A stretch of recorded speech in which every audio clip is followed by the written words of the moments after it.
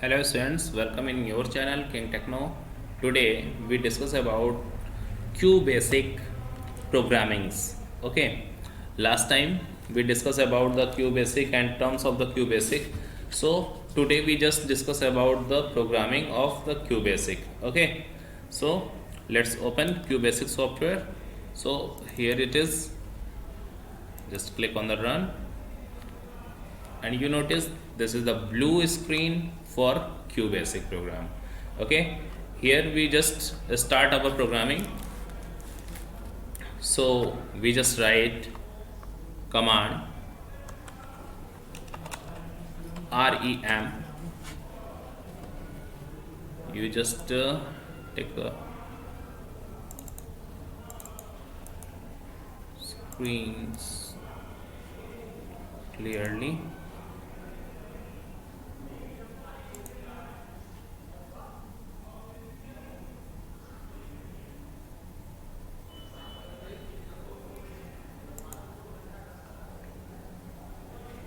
Okay, आई hope कि आपको ये दिख रहा होगा. It is REM. REM stands for the remarks, and remarks used to make a notice on your program. Okay, यहाँ पे एक नोटिस और यू कैन से नोट्स, ठीक ना. नोट्स या नोटिस आप बना सकते हो, एक रिमार्क्स बना सकते हो, एक तरह का कमेंट होता है, कमेंट आप यहाँ पे बना सकते हो.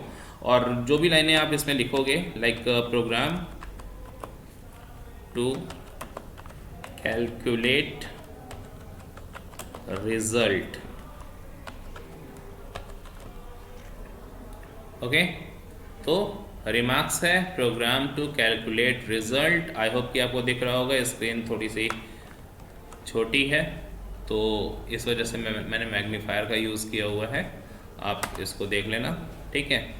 यहाँ पे हमने रिमार्क्स डाला था program to calculate result and then we just use CLS. This command are used for clear your screen. Okay, तो ये कमांड आपके स्क्रीन को क्लियर कर देता है. Now next one is the input command. So what's about the input command? Input command are used for taking the input value from the user. Okay, so input करना है और यहाँ पे हमको मैसेज भी जो है वो यूज करना है. then we just take a message in double quotes. okay okay we just give a simple message here, name colon. It's a simple message, name. Okay, double quotes में जो भी चीज़ें होती हैं वो कहाँ पे, वो उसके अंदर जो भी चीज़ लिखी होती है वो एक मैसेज के रूप में आपके सामने रखी जाती है. ओके, और इसको किस वेरिएबल में हमको रखना है तो उस वेरिएबल का भी हम यहाँ पे मेंशन करेंगे. तो हमने यहाँ पे मेंशन किया किस वेरिएबल पे हमको रखना है. हमको रखना है नेम वेरिएबल पे. ओके, तो नेम $साइन यूज़ किया जाता है स्ट्रिंग को इनपुट करने के लिए. ये लास्ट वीडियो में आपको बताया था कि अगर आपको स्ट्रिंग इनपुट करना है तो वहाँ पे $साइन का यूज़ आपको करना पड़ेगा. Okay, now next one is also for the input command and then we just mention here the value of some subject like English. Okay, English. Here we just take a message for the English, then mention here semicolon and then the variable which are used to store the value of English. Okay, so here we just use it is a variable to take a value for English subject. Okay, by the user.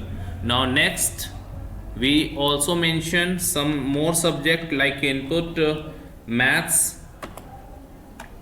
So maths, we just use maths here. Okay, then also colon then semicolon. Student याद रखिएगा यहाँ पे आपको क्या करना है कि ये जो डबल कोट्स है ना, इस डबल कोट्स के अंदर आप कुछ भी रखो, ठीक है, डबल कोट्स के अंदर आप कुछ भी रखो, वो कोई प्रॉब्लम नहीं होता, वो बस एक मैसेज के रूप में वहाँ पे आगे फ्लैश करेगा। मेन चीज़ है ये वेरिएबल्स, वेरिएबल जो आप यूज़ करोगे वो वहाँ पे मेन है। ओके, तो ये हमने रखा। फिर हम इनपुट ले लेते हैं दूसरे सब्जेक्ट्स के लिए। तो हमने इनपुट लिया यहाँ साइंस के लिए, ठीक है, ये हमने बस मैसेज डाला है, मैसेज के साथ हम सेमीकोलन यूज़ करेंगे एंड देन वेरिएबल यूज़ करेंगे, देन एंटर। यहाँ पे कुछ प्रॉब्लम है, हाँ सेमीकोलन, ओके, तो सेमीकोलन हमने यूज़ नहीं किया एंड देन यहाँ हम आगे फिर इनपुट करेंगे अदर सब्जेक्ट्स के लिए। तो इनपुट हो गया यहाँ पे। अब हम दूसरे कौन सा सब्जेक्ट्स डालें, तो हमारे पास SST भी होती है, तो हमने SST लिख दिया and then we just mention here semicolon and then SST variable, okay. Also input for computer here, okay, then we just mention here semicolon and then com variable, it is a command, we just use co, okay, so co जो है वो यहाँ पे use कर लिया गया। now we just take a input for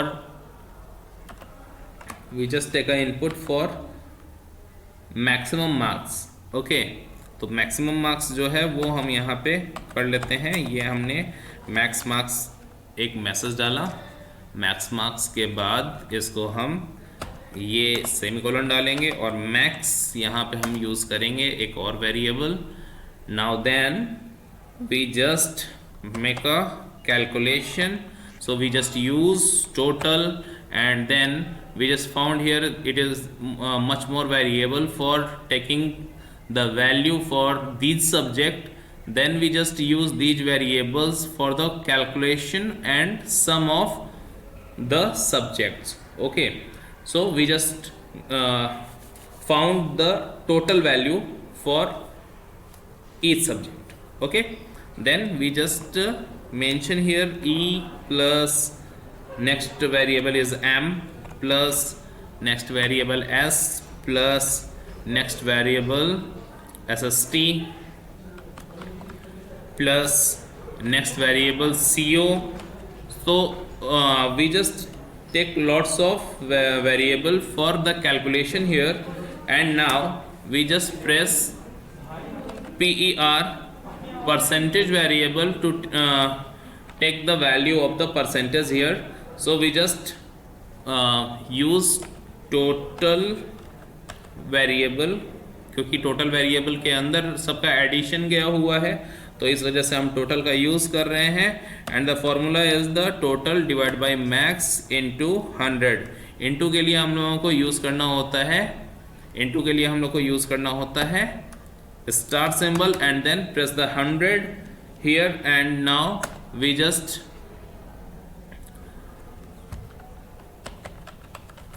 give the command for the printing, so print command here, and now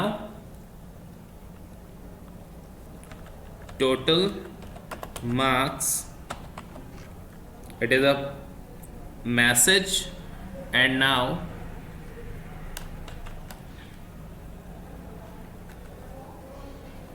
total marks, it is a message. Now we just make a semicolon here and then total variable also mentioned here for the giving the result of the total. Then we just press print command again and then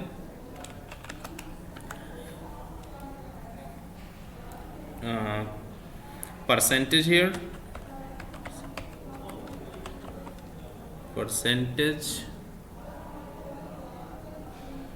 and now we just mention here the variable PER for the percentage, and now we just also print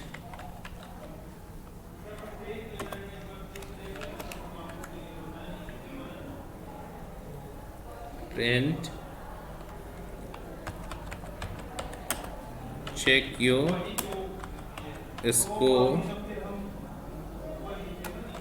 and now take a semicolon here, your name variable also mention here, and with the dollar symbol. Okay, now the program is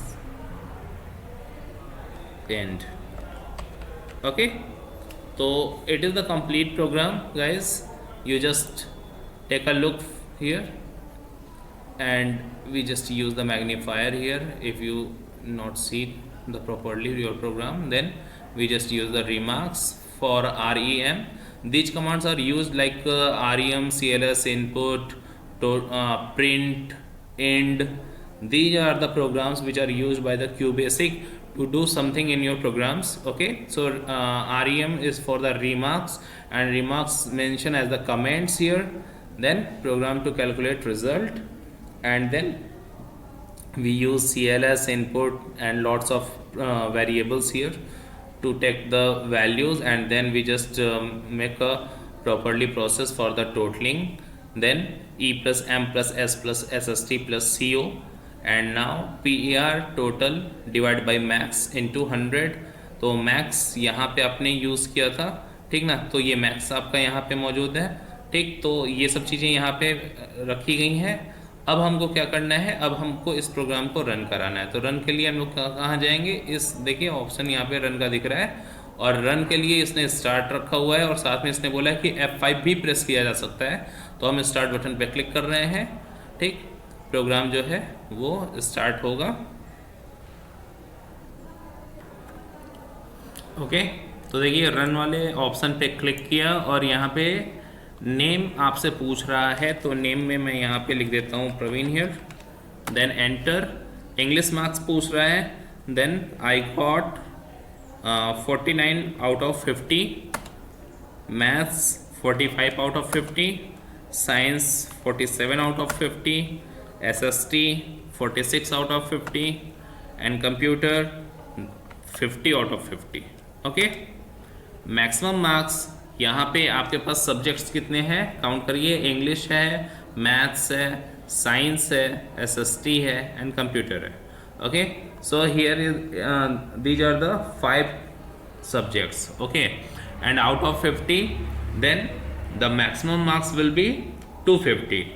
okay, यहाँ पे जो maximum marks बनेगा, चूँकि subjects को हम out of 50 के हिसाब से नंबर दिए हैं, तो English, math, science, SST and computer, in 5 subject को मिला करके अगर हम 50 के हिसाब से रखते हैं, तो मैक्सिमम मार्क्स जो होता है वो 250 का बनता है. देन 250 ये मैक्सिमम मार्क्स हमने सेट कर दिया. अब एंटर कर रहे हैं, तो देखिए यहाँ टोटल मार्क्स दिखा रहा है 237, परसेंटेज दिखा रहा है 94.8. चेक योर स्कोर प्रवीण यहाँ लिखा हो उसने. आपको एक बार मैग्नीफायर करके दिखा देते हैं, तो आप देखो यहाँ ये नेम इसने मेंशन किया था, नेम हमने प्रवीण मेंशन कर दिया. देन इंग्लिश 49 मार्क्स दिया था, मैथ्स में 45 मार्क्स दिया, 47 दिया, SST में 46 दिया, एंड कंप्यूटर में 50 दिया. मैक्सिमम मार्क्स मैंने सेट किया यहाँ पे 250, और जो टोटल मार्क्स आया वो कितना आया 237. इसका मतलब ये सब जो मार्क्स दिए हुए थे इनका एडिशन 237 है. परसेंटेज जो है वो 94.8 आ रहा है, और यहाँ चेक योर स्कोर में वो नेम शो कर रहा है जो नेम यहाँ ऊपर दिया गया था. ओके, तो यहाँ पे देखिए प्रवीण आ रहा है. तो स्टूडेंट्स आपने देखा कि यहाँ पे एक छोटे प्रोग्राम्स हमने बनाए, और यहाँ पे चीज़ों को हम लोगों ने देखा, ठीक. तो ऐसे छोटे छोटे प्रोग्राम्स जो हैं इनके लिए QBasic बहुत ही यूज़फुल टूल है, और आप यहाँ से इनको समझ सकते हो. तो आपको स्टूडेंट्स यहाँ पे क्या सीखना था, यहाँ पे इन कमांड्स का यूज़ क्या क्या है उसको आपको देखना था. तो REM जो है वो रिमार्क्स था, जहाँ से हमने रिमार्क्स लिए, और आपको प्रोग्राम्स में देखा कि यहाँ पे कोड्स में ये जो चीज़ लिखी हुई है प्रोग्राम टू कैलकुलेट रिजल्ट, आप देख रहे हो कि आउटपुट में ये कहीं भी आया नहीं है. इसका मतलब रिमार्क्स में जो चीज़ होती है वो रन नहीं करती, वो बस एक कमेंट के रूप में आपके प्रोग्राम में रहती है.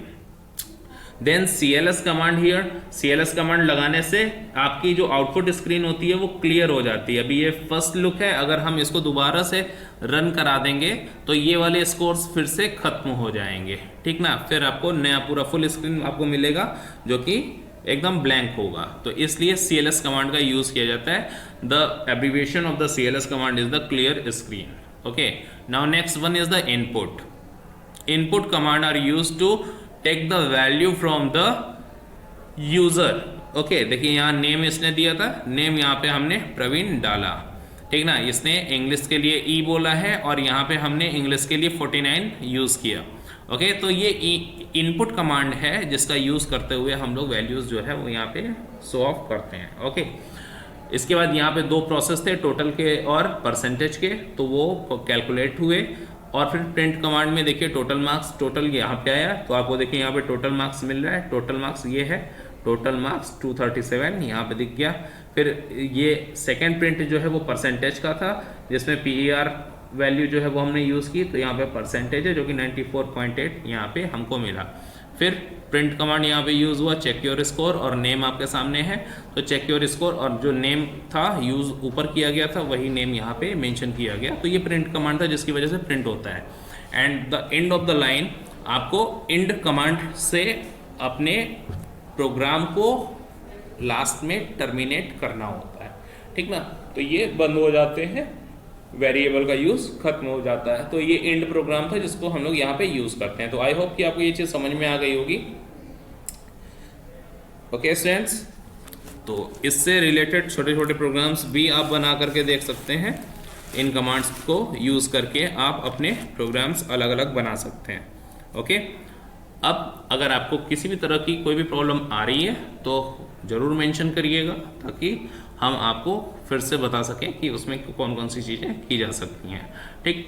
तो आपको वीडियो पसंद आया हो तो ज़रूर लाइक करिएगा, सब्सक्राइब जरूर करिएगा और कमेंट भी ज़रूर करिएगा। Thank you, have a nice time.